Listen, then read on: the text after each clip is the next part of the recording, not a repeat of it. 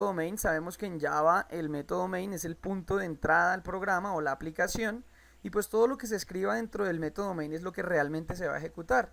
Entonces usted podría apoyarse en lo que ya sabe, es decir, crear todo dentro del método main, es decir, pedir los datos, realizar el proceso y mostrar la salida, todo dentro del método main, pero eso no sería programación orientada a objetos, eso es la misma programación estructurada.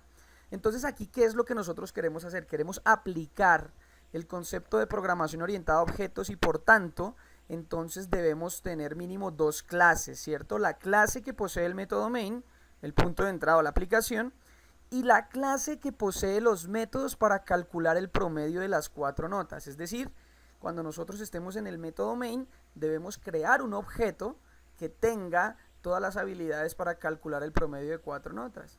Es así que entonces ya estaríamos hablando de programación orientada a objetos.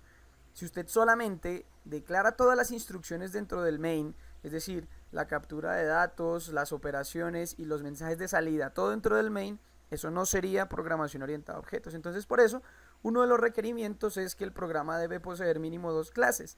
La clase que posee el método main y la clase que posee los métodos para calcular el promedio de las cuatro notas. Además hay otro requerimiento, la clase que posee los métodos para calcular el promedio de las cuatro notas debe poseer mínimo dos métodos. El método que capture los datos y el método que procese los datos.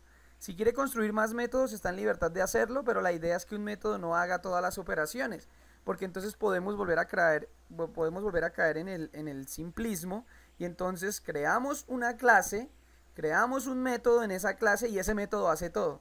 Entonces la idea es que empecemos a entender cómo la programación orientada a objetos también está vinculada con la programación modular. Dividimos la tarea en módulos y entonces cada módulo será un método. Entonces el módulo de captura de datos o el método de captura de datos, el módulo de procesamiento de datos y el módulo de salida de datos. Podemos hacerlo